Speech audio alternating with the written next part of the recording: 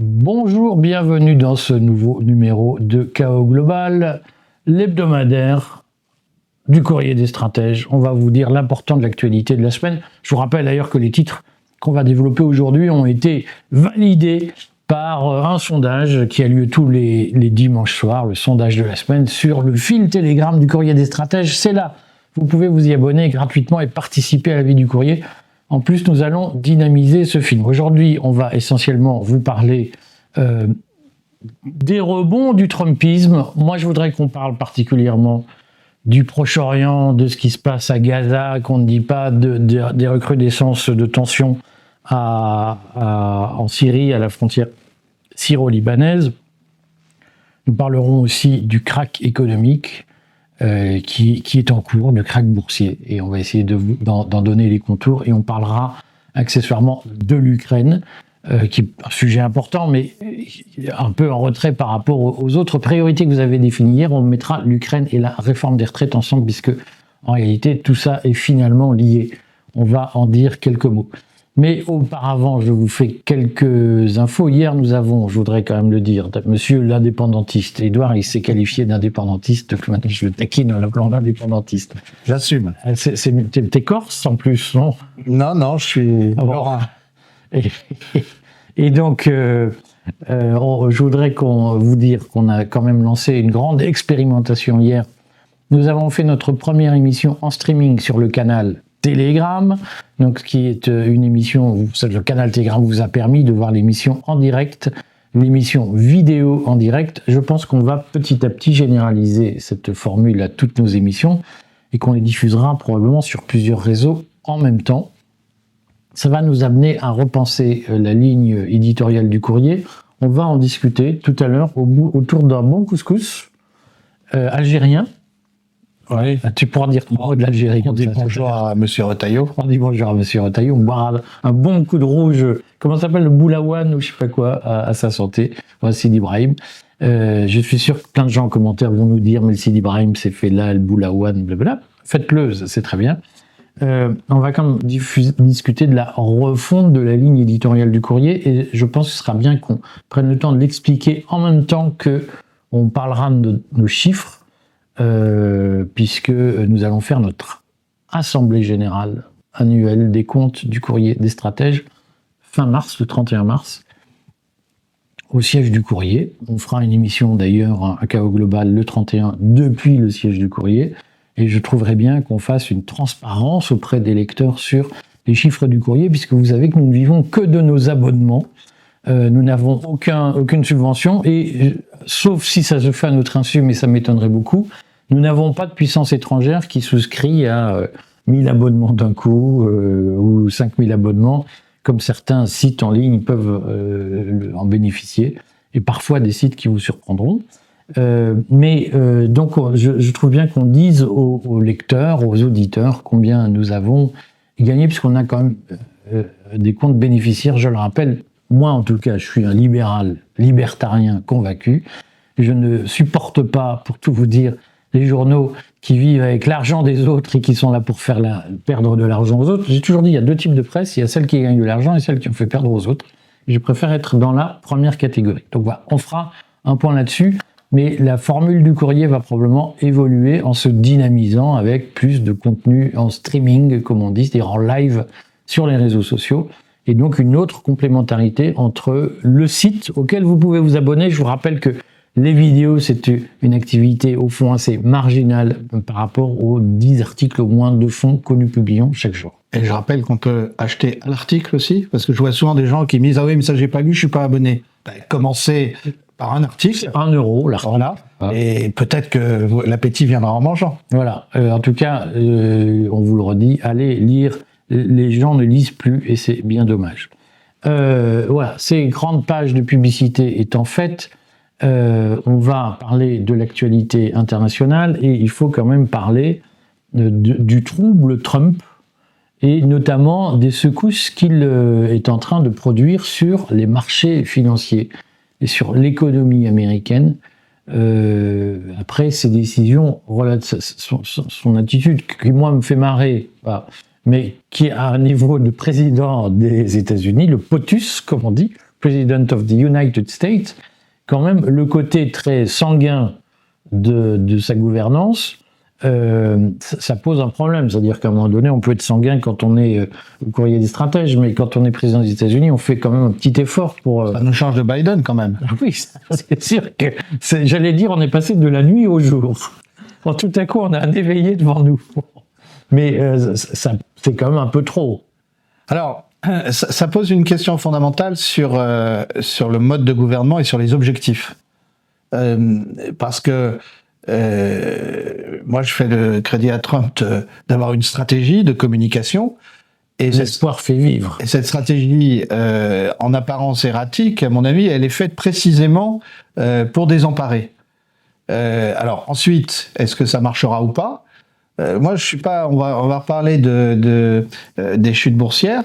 Je suis pas loin de penser qu'il y a quelque chose de souhaité par un certain nombre de membres du gouvernement Trump. Pour des raisons un peu obscures, mais disons en gros revenir à un modèle plus sain d'économie. En tout cas, c'est le discours qui est tenu, moins financier, plus industriel. Le problème étant que l'industrie américaine, on la cherche, et que vraisemblablement il y aura des investissements étrangers aux États-Unis, mais que l'industrie américaine faite par des Américains, on la cherche pour l'instant. Alors, en préambule à ce qu'on se dit, je tiens comme moi à préciser que moi, je crois que Trump, c'est un simple mortel comme nous. C'est-à-dire que je ne pense pas qu'il soit l'abruti de première, le cinglé, le malade mental que la presse de gauche nous décrit. Je ne pense pas que ce soit un personnage d'extrême droite, enfin bon, tout ce qu'on lit d'horrible à gauche. Mais je ne pense pas non plus qu'il maîtrise tout et qu'il soit capable de tout calculer. Je pense qu'il a des qualités, je pense qu'il a des défauts, comme tout le monde. Et qu'à un moment donné, quand on est chef d'État, je reste quand même persuadé qu'il faut avoir conscience de ses défauts et trouver des gens pour y pallier d'une certaine façon, ou en tout cas les arrondir, et je suis pas sûr qu'aujourd'hui il fasse cet effort. Mais alors donc, la base du sujet, c'est que Trump avait mis en place des premières barrières protectionnistes début février, c'est-à-dire quelques jours après son début de mandat, et ça s'est soldé par un premier effondrement des bourses. Donc il a fait machine arrière parce qu'il s'est dit bon, c'est peut-être un peu trop tôt. Et puis là, finalement, il y va. Les marchés avaient beaucoup parié sur le fait qu'il n'oserait pas défier les bourses en allant jusqu'au bout de ces barrières protectionnistes. Tout le monde tablait sur le fait que face aux chutes boursières, il reviendrait en arrière. Et puis non seulement il ne revient pas en arrière, mais il va jusqu'au bout, puisqu'il annonce par exemple 200% de barrières douanières sur les vins français et les fromages. Je crois aussi que les fromages font partie du lot. Et moi, ça me fait rire. Parce que je me souviens que ça devait être il y a 1 an. J'avais dit, mais si on fait des barrières protectionnistes en France, on a eu beaucoup ce débat avec les souverainistes qui nous regardent, beaucoup d'asselinistes. Mais je reparlerai d'Asselineau. On me dit, vous critiquez toujours Asselineau et pas Philippot. Donc je critiquerai aussi Philippot. Et j'en parlerai. Je continue ma pensée. Donc, j'ai dit, je ne sais plus quand, ça devait être il y a 1 an, en parlant du protectionnisme, mais si on met en place, notamment au moment de la crise agricole, si on met en place des barrières protectionnistes, il y aura des mesures de rétorsion et les Américains taxeront le champagne, le vin, le cognac, les produits français. J'ai eu plein de commentaires de gens qui disaient « enfin, le champagne, on s'en fout, le vin, on s'en fout, et puis vous racontez n'importe quoi ». Et je le redis, il y a plein de gens, je sais, et vous allez encore me dire que je suis arrogant, mais je l'assume, je suis arrogant, hein, mais j'ai raison. Et donc, les gens qui, il y a 1 an et demi, me disaient « mais tout ça, c'est n'importe quoi », eh bien, voilà ce qui se passe, vous l'avez grandeur nature. Et je suis frappé de voir les hamsters dans leur roue, c'est-à-dire que les gens, on leur a dit, mais voilà ce qui va se passer. Mais pas du tout, mais vous n'y connaissez rien. D'ailleurs, Soral vous a donné des leçons d'économie, et vous ne comprenez rien à ce que vous dites, vous n'avez pas le niveau. Ben oui, c'est peut-être pas le niveau, sauf que il y a tout un tas d'individus influenceurs qui vous disaient, vive le protectionnisme agricole pour sauver le petit agriculteur français. Quand on a dit, mais ça va nuire à l'agriculture française au lieu de la sauver, eh bien, vous en avez la preuve aujourd'hui, c'est que chaque fois, de temps en temps, d'ailleurs, on a eu des discussions avec Edouard. Moi, j'ai dit, mais le protectionnisme est une connerie, parce que ça va se retourner contre les filières exportatrices françaises.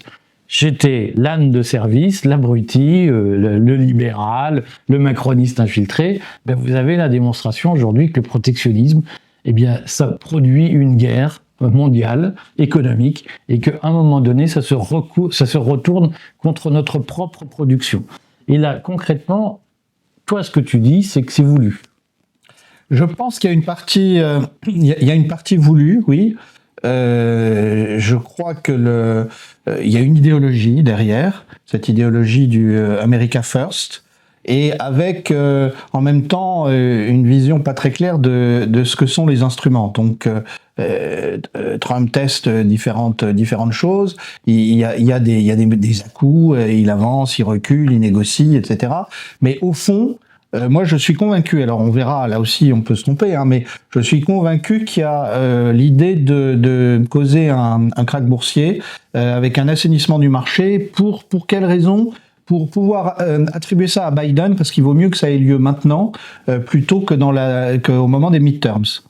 Et donc on va attribuer ça à Biden, et puis après on va laisser repartir les choses. Peut-être d'ailleurs qu'on arrêtera le protectionnisme d'ici quelques mois. Moi, c'est ce que je ressens, mais là encore, c'est en lisant les déclarations des dirigeants qui entourent Trump. Par exemple, Bessent, le secrétaire au Trésor, il a donné une longue interview dans laquelle il dit mais c'est pas grave, ça nous évitera la crise de 2008. Donc voilà, c'est ce que je livre au débat. Alors ensuite, qu'on se comprenne bien, je dis pas que j'approuve. Et je pense qu'il y a un côté apprenti sorcier, parce que quand on déclenche des phénomènes de cette ampleur, surtout pour une économie aussi endettée que l'économie américaine, on ne sait pas du tout où on va. Et par ailleurs, il y a un certain nombre de nos amis libertariens américains qui soulignent que l'accord qui a été trouvé au Congrès sur le budget est assez étonnant, puisque le déficit autorisé par les républicains est le plus important de l'histoire des États-Unis. Alors, là-dessus, je rappelle qu'il y a 8 jours, c'est-à-dire dimanche, je ne sais plus quel, de mars, 10 mars de mémoire, ou 9 mars peut-être, qu'importe, non pas hier, mais il y a 8 jours, j'avais fait un papier prémonitoire sur « Sommes-nous au bord d'un grand krach boursier ?» Et en réalité, moi, je suis assez d'accord avec toi pour dire que la stratégie de Trump, qui reste erratique et qui reste une stratégie d'éléphant dans un magasin de porcelaine, la stratégie de Trump, elle est inspirée d'une théorie économique et d'une vision économique dont je conteste fondamentalement le bon sens. Mais Trump et son environnement y croient. En réalité, de mon point de vue, je l'ai expliqué dans un papier il y a 8 jours, t'as papier patrimoine, de mon point de vue, Trump applique une politique économique qui est documentée, en matière de protectionnisme, qui est la politique que préconise Asselineau. Je ne fais pas d'asselinisme primaire. Je trouve qu'Asselineau, il a une cohérence dans sa vision économique, qui est celle de Trump, qui consiste à dire 2 choses. Il faut protéger les populations contre les différences de niveau de vie, c'est-à-dire, c'est ce qu'on sait tous, si on essaye d'aligner nos prix sur la main-d'œuvre chinoise ou la main-d'œuvre roumaine, eh bien, on tire le social vers le bas, ce qui est une évidence. C'est-à-dire que quand on ouvre une usine Renault en France, si on veut qu'elle produise au même prix une Clio qu'en Chine ou en Roumanie, ça signifie qu'on ne peut pas payer les salariés, les ouvriers aussi bien que dans d'autres usines, d'autres entreprises. Donc, pour éviter cette concurrence des salaires par le bas, la position de Trump, elle est de dire il faut surenchérir le coût des produits importés, c'est la base du protectionnisme, c'est ce qui justifie toutes les positions sur l'agriculture. Si on veut protéger le petit agriculteur français, qui est un fantasme, le petit agriculteur français n'existe pas sous la forme où on l'imagine. Mais si on veut le protéger, dans notre mythologie, il faut surenchérir le prix des produits qui viennent du Maroc, qui viennent de Pologne, le prix du poulet chloré d'Ukraine, il faut mettre des barrières tarifaires. On a entendu ça aussi sur le Mercosur. Si on ne veut pas que la viande argentine inonde notre marché, il faut surenchérir la viande argentine par des prix à des tarifs douaniers. C'est la position de Trump. Sinon, on tue la production locale. Ce que tu as souvent dit toi-même en disant, pour protéger une industrie naissante, il faut des barrières protectionnistes. Donc on connaît cette... C'est ce que nous dit l'histoire économique. C'est comme ça que l'Allemagne s'est industrialisée, que les États-Unis se sont industrialisés. Bon. C'est pas le sujet d'aujourd'hui. Un jour, on se peignera la gueule sur ce sujet. Parce que lui, il n'est pas comme moi, c'est pas un libéral, c'est un gentil, lui. Et donc, je suis en forme. Ouais. Et donc, la théorie de Trump, c'est on fait des barrières douanières, mais si on veut exporter avec une main-d'œuvre qui coûte cher, donc pour équilibrer la balance des paiements, eh bien, il faut une monnaie faible. C'est ce qu'Asselineau disait en disant lorsqu'on aura le franc français à nouveau, qu'on n'aura plus l'euro, pour éviter de tirer sur la condition de nos salariés, on fera des dévaluations comme ça. La Clio qu'on vendait 10 000 euros, on baisse, on dévalue de 10%, la Clio ne vaut plus que 9 000 euros à l'exportation et donc elle redevient compétitive. Donc la stratégie de Trump, incontestablement, elle est de faire baisser le dollar. Ce qui ne se décrète pas, parce que le dollar est fort et apprécié pour tout un tas de raisons. Donc il a perdu 5% environ la semaine dernière, mais on ne sait pas si c'est durable ou pas. J'ai fait une vidéo là-dessus. Regardez, il y a 8 jours, je vous ai dit, est-ce qu'il faut acheter du dollar ou pas? Est-ce que le dollar va s'apprécier? Est-ce que l'euro va s'apprécier? On ne sait pas encore. Là, on ne connaît pas le résultat final. C'est là qu'on voit que tout n'est pas écrit dans l'histoire et qu'il y a du hasard.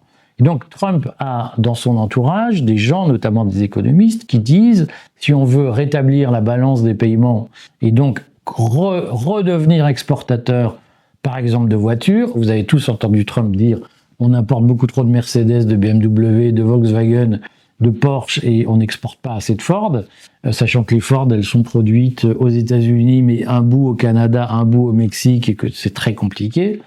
Mais si on veut réexporter des voitures américaines au lieu d'importer des voitures étrangères, eh bien, il faut que le dollar baisse. Comme ça va faire baisser le prix de nos biens à l'exportation et donc les étrangers vont plus en acheter. Donc aujourd'hui, Trump est en train de mener une guerre pour baisser la valeur du dollar, pour déprécier le dollar, pour ajuster ses coûts à l'exportation. Sachant qu'il a ce handicap que, comme il a déclaré la guerre protectionniste, eh bien, les pays vers qui il veut exporter, crée des barrières, augmente les barrières et donc augmente le prix des produits américains. Donc on voit bien que c'est un jeu de dupes où c'est de la barbichette. Et donc Trump a un besoin vital de déprécier le dollar, ce qui est un jeu extrêmement dangereux à long terme pour le dollar, mais ça a existé par le passé. Des accords où, en gros, les pays du monde acceptaient une baisse du dollar, une dépréciation du dollar pour régler la guerre protectionniste qui s'annonçait. Moi, je pense qu'il y a, donc en tout cas la presse américaine le dit depuis le mois de novembre, Trump a l'idée d'un accord de Mar-a-Lago, sa résidence, où les pays du monde se rassembleraient, en tout cas les grandes puissances, pour accepter une dépréciation du dollar pour mettre fin à la guerre protectionniste. C'est la guerre que Trump mène. Voilà. Après, est-ce qu'il a besoin d'une récession économique? Ce qui peut donner une cohérence à sa stratégie, c'est que pour l'instant, et Jérôme Powell, le président de la Fed, donc de l'équivalent de la Banque Centrale Européenne aux États-Unis, là aussi les spécialistes vont me dire mais la Fed c'est une institution privée, c'est pas le débat. Mais le président de la Fed, Jérôme Powell, a déclaré puisqu'il y a une réunion jeudi de la Fed pour savoir s'il y a une baisse des taux américains ou pas. Et a priori, Jérôme Powell a déjà dit, mais les fondamentaux de l'économie américaine sont solides. C'est-à-dire que globalement, le marché de l'emploi se tient, il y a une robustesse de la croissance économique aux États-Unis, et donc il n'y a pas lieu de baisser les taux, puisque vous savez que quand il y a une récession économique, pour relancer l'activité, notamment pour relancer la consommation, donc la demande, les banques centrales baissent le loyer de l'argent pour que les gens empruntent plus facilement et plus facilement accès au crédit, et donc pour qu'ils consomment plus, qu'ils commandent des maisons, qu'ils achètent des appartements, etc. Donc pour l'instant, la Fed dit on ne va pas baisser nos taux. Ce qui laisse à penser que la Fed considère qu'il n'y a pas lieu à à anticiper une récession économique. Donc Trump a probablement besoin d'une récession économique pour obliger la Fed à baisser ses taux. Je le rappelle, aujourd'hui, les taux de la Fed sont très supérieurs aux taux de la BCE, et donc la Fed attire l'argent étranger, et donc ça apprécie le dollar.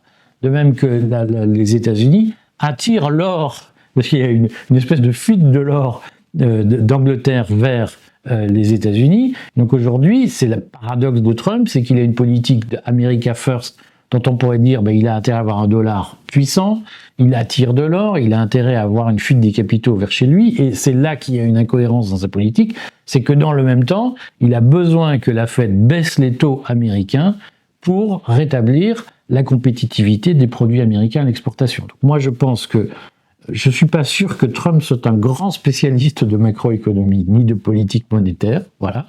Je pense qu'il fait ce que ses conseillers lui disent et ce qu'il en comprend, et il le fait à sa manière, mais je pense que sur le fond, les conseillers de Trump se trompent, c'est-à-dire que on le voit bien, la BCE par exemple, elle baisse ses taux beaucoup plus vite que la Fed, ce qui permet de baisser la valeur des prix européens. Et donc, si l'euro perd 10% et que Trump met une barrière tarifaire de 10% sur les produits européens, eh bien, c'est comme s'il n'avait pas pratiqué de barrière tarifaire. Ça va être sa difficulté.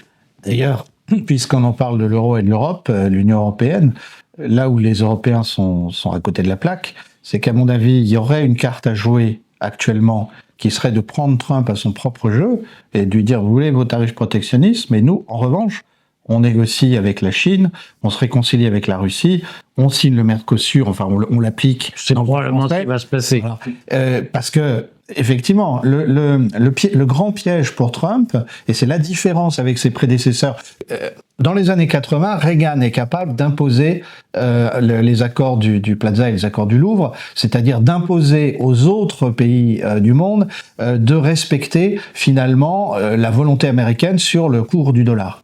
Aujourd'hui, Trump va avoir beaucoup plus de mal, ne serait-ce que parce que la Chine est en position de force, parce que la Russie est en mesure de négocier des choses et que si Trump veut sa paix en Ukraine, il va falloir qu'il fasse des concessions, parce que un pays comme le Brésil commence à peser suffisamment pour ne pas être mis sous pression, etc. Et donc, moi, je ne comprends absolument pas l'attitude de l'Union européenne, qui devrait être au contraire de dire, allez-y, monsieur Trump, nous, pendant ce temps, on va créer avec la Chine, avec d'autres, une zone de libre-échange renforcée qui va vous coincer encore plus. Bon, mais alors ça pose. Il faudrait dire que les Allemands soient d'accord. Oui, bien sûr, mais c'est l'intérêt des Allemands aujourd'hui. Oui, mais ils vendent 400 000 bagnoles aux Américains chaque année. Donc, oui, mais ils pourraient essayer. Oui, monsieur Mercedes et monsieur Volkswagen.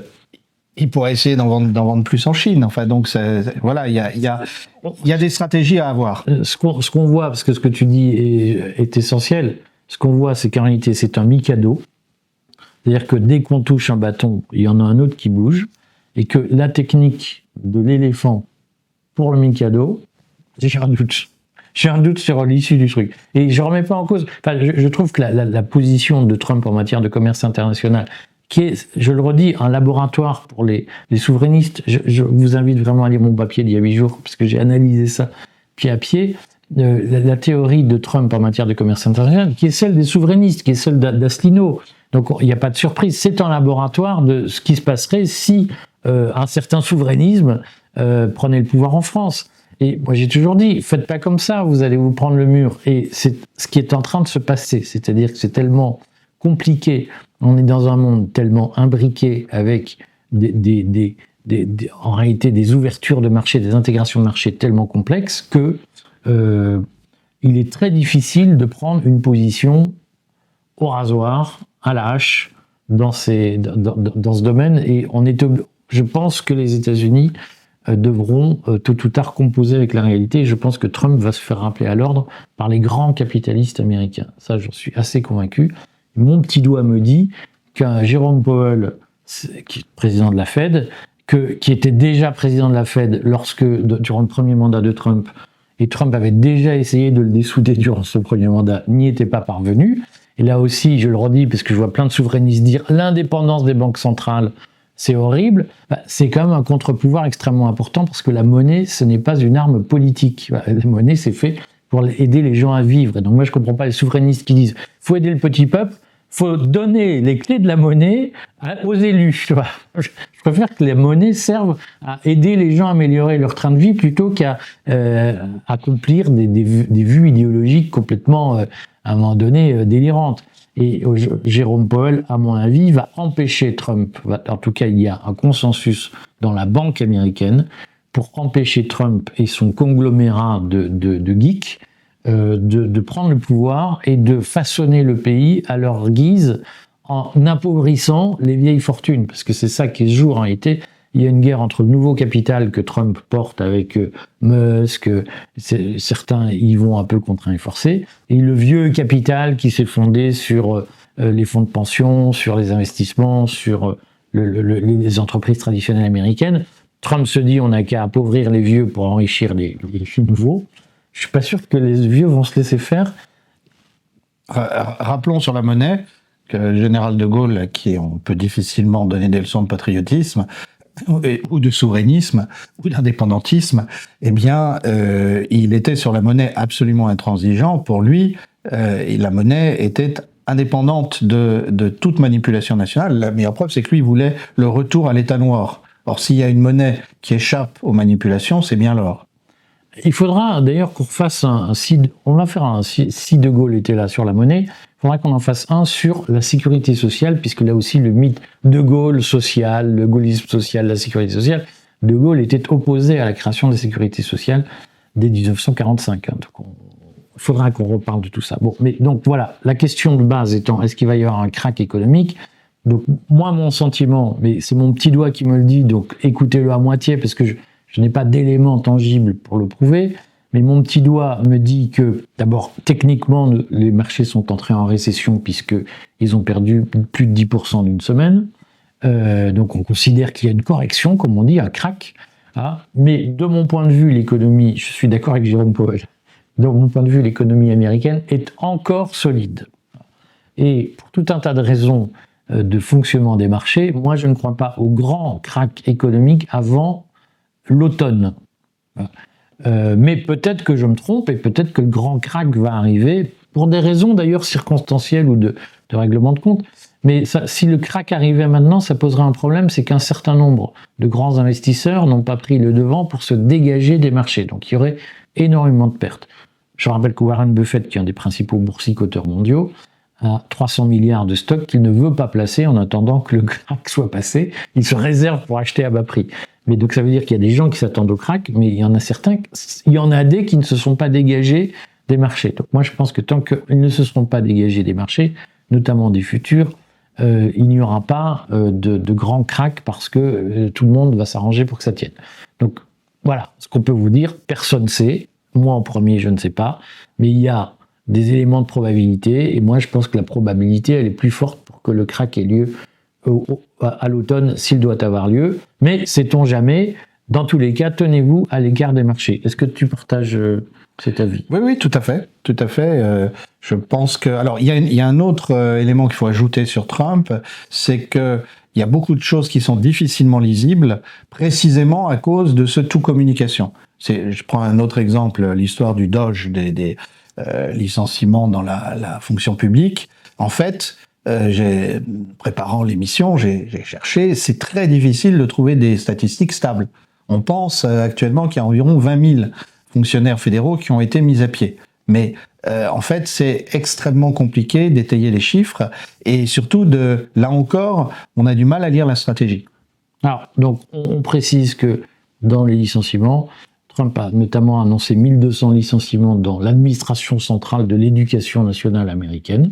Ça rappelle du Allègre, et qu'il a annoncé 70 000 licenciements dans le service des pensions des vétérans, des anciens combattants, qui compte plus de 400 000 salariés. Ce qui est énorme, des proportions énormes pour les États-Unis. On verra. Il ne nous reste pas beaucoup de temps, il faut qu'on passe à autre chose, mais posez-nous des questions sur ces sujets qui sont techniques, on le sait, donc où souvent ceux qui sont pressés captent une phrase sur 10. Voilà. Mais n'hésitez pas à nous poser des questions là-dessus, on en reparlera. L'Ukraine. Alors, l'Ukraine, on a eu le psychodrame du cessez-le-feu, et on se rappelle la formule qui a été utilisée aussi bien par Rubio, le secrétaire d'État américain, que par nos eurocrates préférés. La balle est dans le camp de la Russie. Alors visiblement, Vladimir Poutine s'est un peu amusé avec cette formule-là, et il a renvoyé la balle. Il a dit pourquoi pas le cessez-le-feu, Mais simplement, il y a un certain nombre de questions pratiques qui se posent. Alors, il y a pratiquement 2000 km, si on va jusqu'à Koursk, de ligne de front. Et qui va surveiller pendant les 30 jours le long de ces 2000 km? Et puis, est-ce que ça veut dire que la mobilisation ukrainienne va s'arrêter? Et puis, etc., etc. Ce qui fait que ça a pris de court, en fait, tous les commentateurs européens qui étaient là à dire, vous allez voir, Poutine ne veut pas. Ici, il y a bien une négociation qui a lieu avec Trump. Mais elle se passe entre Trump et lui, en tout cas par conseiller interposé pour l'instant. Et Steve Witkoff, dont on se rappelle qu'il a été aussi l'ambassadeur spécial de Trump sur Gaza, eh bien, il est allé rencontrer Poutine. Trump a tweeté après en disant « Nous avons eu un très bon entretien avec Poutine ». Alors ça a induit beaucoup de gens en confusion qui ont cru qu'il y avait eu un coup de téléphone entre Trump et Poutine. Non, il n'y a pas eu de coup de téléphone. Il y a une rencontre qui serait en préparation, mais ça montre en même temps comment Trump veut gouverner le dossier. Il veut le gouverner avec un homme de confiance à propos duquel il est capable de dire « Nous avons rencontré Poutine ». C'est quand même pas anodin. Et alors évidemment, ça met sur le côté les Européens avec nos eurocrates préférés, Macron, Starmer en particulier, qui expliquent que von der Leyen, qu'on va envoyer des troupes pour le maintien de la paix et que Poutine n'a rien à dire sur le sujet. Enfin, on précise tout de suite que on les enverra quand il y aura eu la paix signée. Donc tout ça est assez grotesque, mais dangereux. Hein. Je rappelle quelque chose que j'ai dit, je renvoie à l'article du Courrier que j'avais écrit le lendemain de l'allocution de Macron. La veille de l'allocution de Macron, Poutine a eu une intervention extrêmement violente, brutale même, dans laquelle il expliquait que si les Français ou d'autres essayaient de jouer au jeu de la menace nucléaire, à ce jeu-là, les Russes étaient forcément gagnants. Et donc, je ne sais pas si on se rend compte, je suis étonné de l'absence totale d'opposition, ou quasi totale d'opposition, je ne sais pas si on se rend compte du danger que la logorrhée permanente d'Emmanuel Macron sur le sujet de l'Ukraine, avec des menaces vis-à-vis de la Russie, quel danger ça fait courir. Oui, je ne sais pas ce qu'il a encore dit, une phrase totalement sortie de je ne sais où il était hors de question que la Russie fasse je ne sais pas quoi un truc totalement délirant. Mais j'en profite pour dire, Édouard est nimbé de lumière parce que nous avons commencé l'interview un peu plus tard, parce que j'ai fait une longue interview de Nicolas Dupont-Aignan qui a beaucoup abordé ces questions, et celle du Covid, puisque nous sommes au 5e anniversaire du confinement. Elle sera publiée ce mardi, cette interview, ne la manquez pas. Mais donc ça explique pourquoi Édouard ressemble à la Sainte Vierge dans les grottes. Non, elle n'était pas nimbée de lumière, peut-être. Si. Alors, j'ai toujours nimbé de lumière. Voilà. Trump a quand même défrisé tout le monde en annonçant cette nuit que il allait parler à Poutine demain et qu'ils allaient régler la question des partages de territoire. On va voir. On va voir si peut-être que Trump s'avance beaucoup, peut-être que il y a eu effectivement une discussion. En tout cas, il a tenu déjà pendant la fin de semaine à communiquer pour dire il n'y a que des fake news.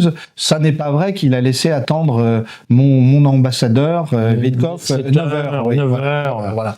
Donc il a ajouté, parce que t'es quand même un peu Trumpoman. C'est vrai. Il a quand même ajouté, les journalistes sont des je sais pas quoi, des bullshit, et ce qu'ils me critiquent tout le temps. Et en gros, c'est quand même illégal ce qu'ils font. C'est quand même, quand un président des États-Unis commence à dire que les critiques venant de la presse sont illégales, moi, je trouve que ça commence à sentir le roussi. Mais il a toujours été comme ça. Oui, mais bon, continue. Il a plus de pouvoir, voilà. Continue. Non, voilà ce qu'on peut dire. En gros, quant à ce qui se passe sur le front, effectivement, donc Trump avait dit à Poutine, il faut épargner les vies des soldats ukrainiens qui sont prisonniers à Koursk. Et Poutine a répondu à sa manière franche en disant qu'ils se rendent et à ce moment-là ils seront épargnés.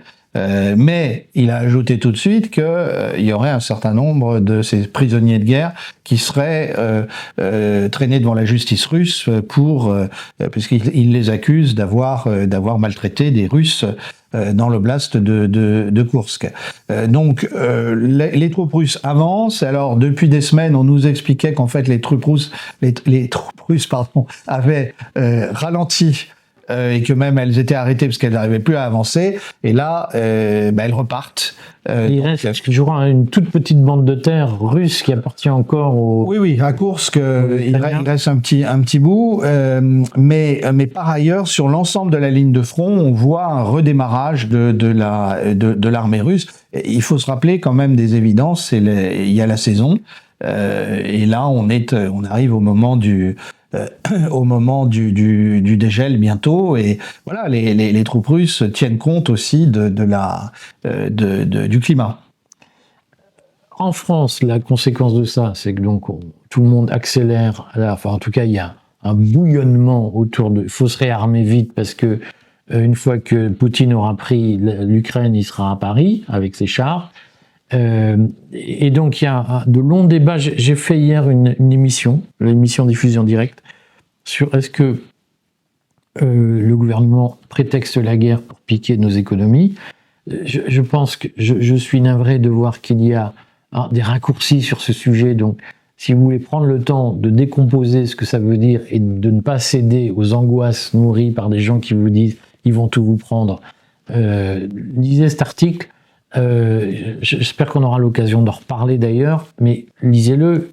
On ajoutera que la conséquence de ça, c'est que tout le monde, et ce week-end, Bayrou a craché sa pastille, il a dit « Non mais la démocratie sociale, avec le conclave que j'ai demandé sur l'avenir des retraites, où il n'y avait pas de tabou, c'est fini, maintenant on ne reviendra pas sur la retraite à 62 ans. » Édouard Philippe lui-même l'a dit. Alors, je vais faire un article cette semaine pour expliquer combien cette affaire est révélatrice des traditions politiques françaises, parce que on le voit, il y a toujours un débat, mais qui est de mon point de vue un débat un peu truqué en France, enfin dans la France contemporaine, il y a un débat sur est-ce que c'est l'État qui doit décider de tout à Paris, ou est-ce que il faut faire ce qu'on appelait du girondinisme, c'est-à-dire la décentralisation, et puis écouter les corps intermédiaires, les éléments de la société.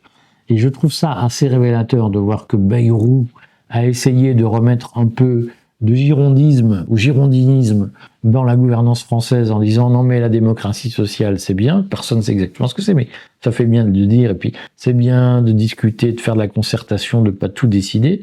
Et Édouard Philippe, qui se dit libéral, et qui déjà en 2019, je crois, 2019, avait sabordé la réforme de la retraite par points.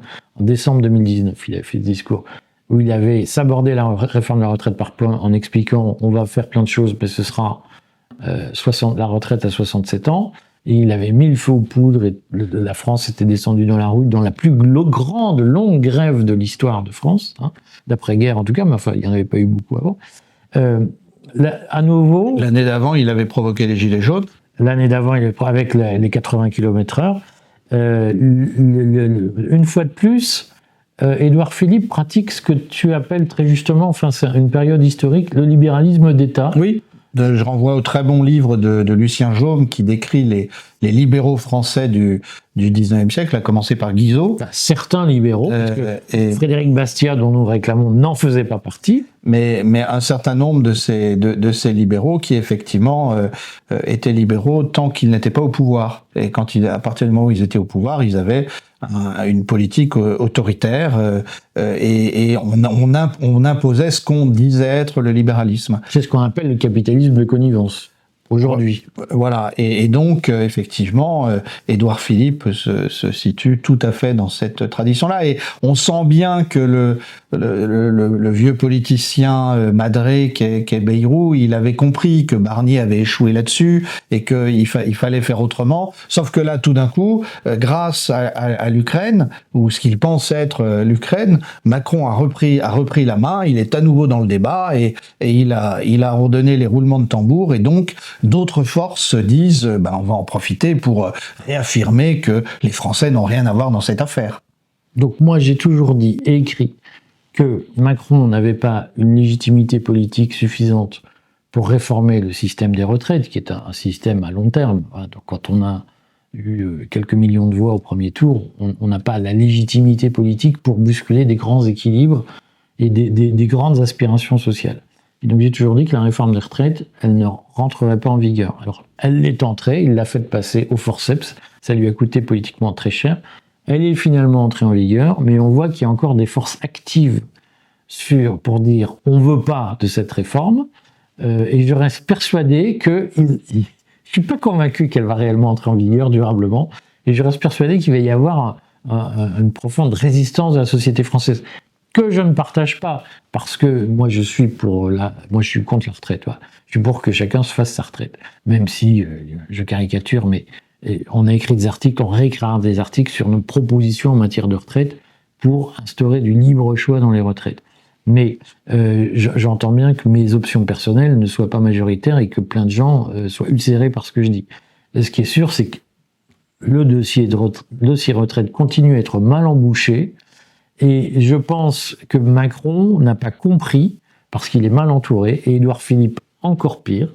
Je pense que Macron n'a pas compris que lorsque il dit aux Français « on va faire la guerre à Poutine, donc la retraite à 62 ans, vous oubliez », les gens entendent « t'es en train de nous manipuler ». Et Poutine n'est pas une menace, la menace c'est toi. Et je pense que Macron ne comprend pas ce mécanisme français. Et d'ailleurs, le principal danger pour Macron, c'est effectivement une entente personnelle relativement rapide entre Trump et Poutine, si elle avait lieu, qui du coup viderait tout le discours du genre on s'occupe plus d'améliorer sur les retraites parce que on doit faire la guerre à la Russie.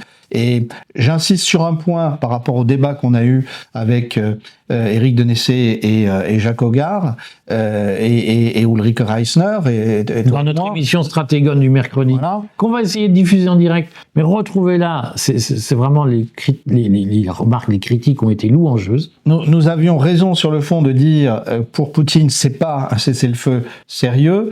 Cependant, Poutine qui réagit en politique a compris qu'il avait avec Trump un facteur personnel qu'il ne devait pas dilapider.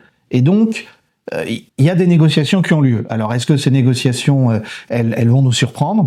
On saura ça dans les prochains jours. Mais si elles nous surprennent, ça risque de surprendre encore plus la classe politique française. Moi, tu connais ma position, c'est que je pense qu'il y a de longue date un accord tacite, au moins tacite, entre les États-Unis et la Russie, y compris sous Biden, pour se partager le monde sans le dire, et en faisant croire qu'il y a, en simulant une guerre froide qui permet de faire disparaître toute autre puissance. Mais bon, on en reparlera si vous voulez. Le temps passe, Édouard.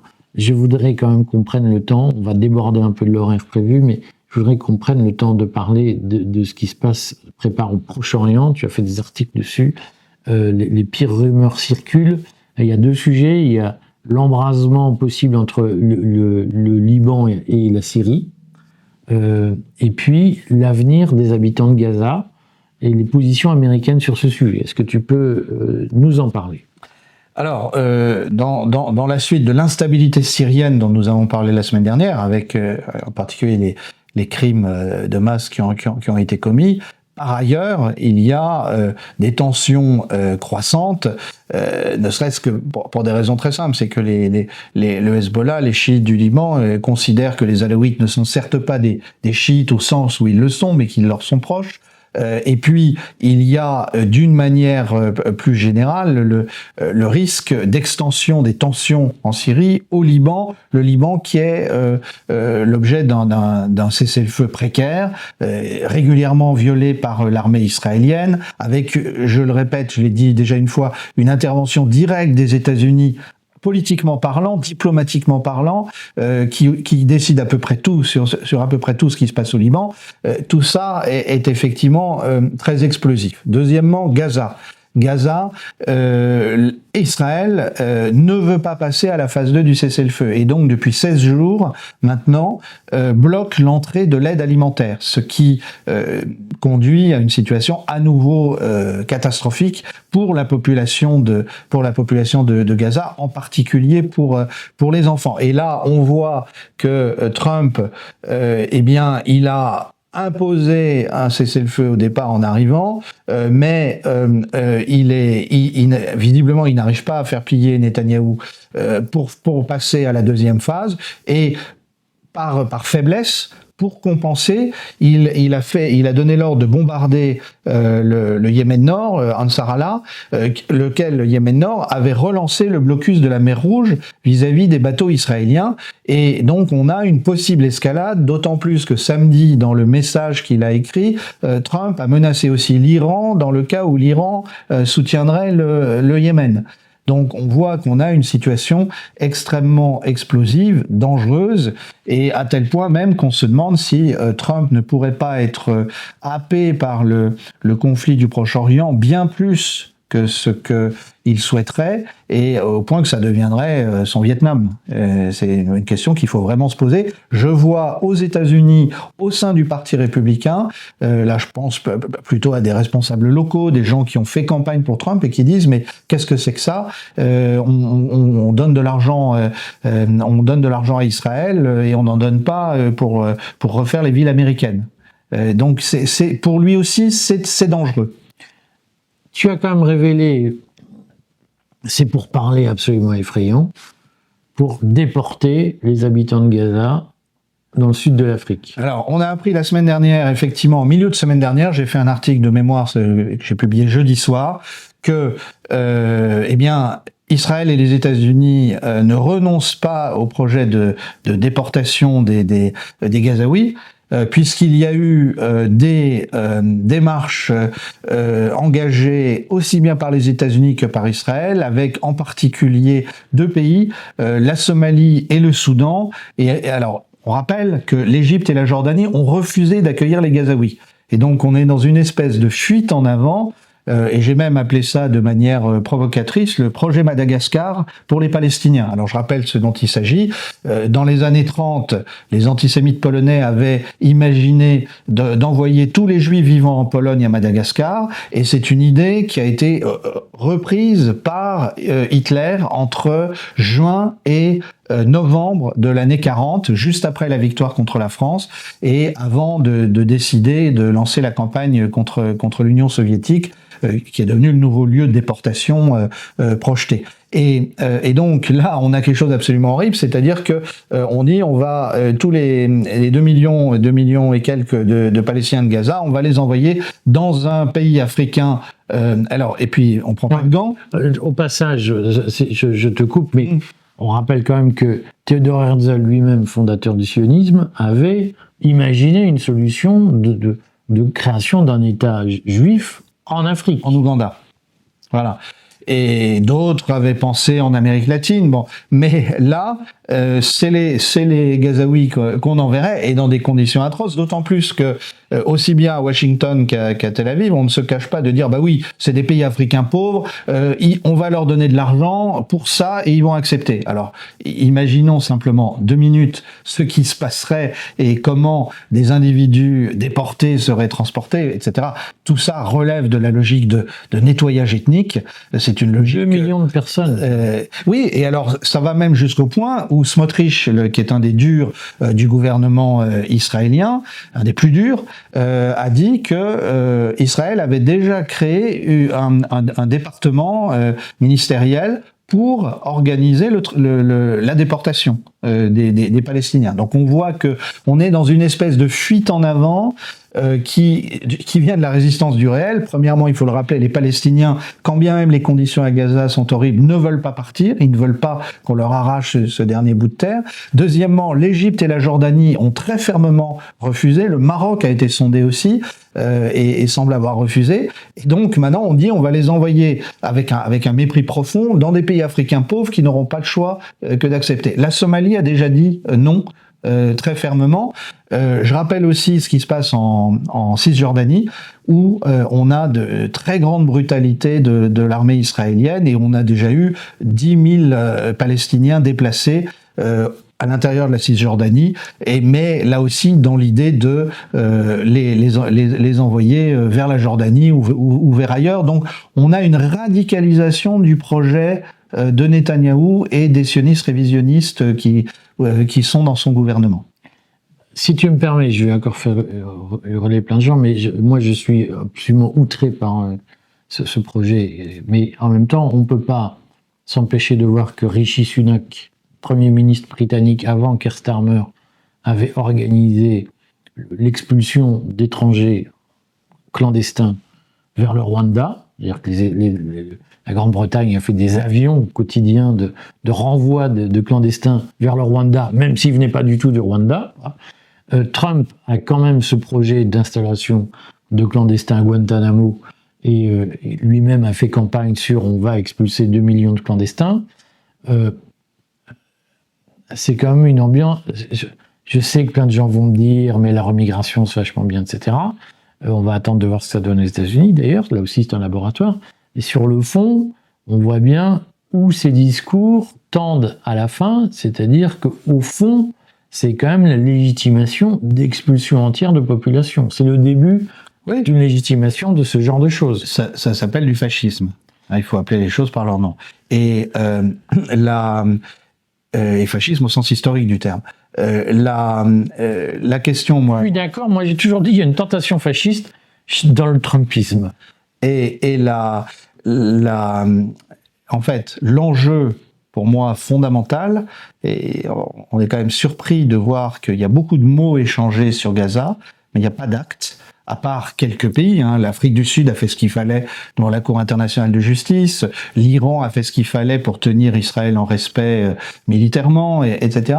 Mais moi, je pense, et ça je l'ai dit depuis longtemps, c'est que si de grands pays comme la Russie, comme la Chine, comme l'Inde et le Brésil, prenons par exemple les BRICS, à part l'Afrique du Sud, mais si ces grands pays-là, et puis pensons à la Ligue arabe aussi, s'ils laissent cette situation continuer, se détériorer, à ce moment-là, ils ne créeront aucun nouvel ordre mondial alternatif à l'ordre occidental. On aura une jungle internationale, et c'est pour ça, certains lecteurs me disent, ou je vois sur mon fil X, on me dit, mais pourquoi est-ce que vous parlez autant de la Palestine ?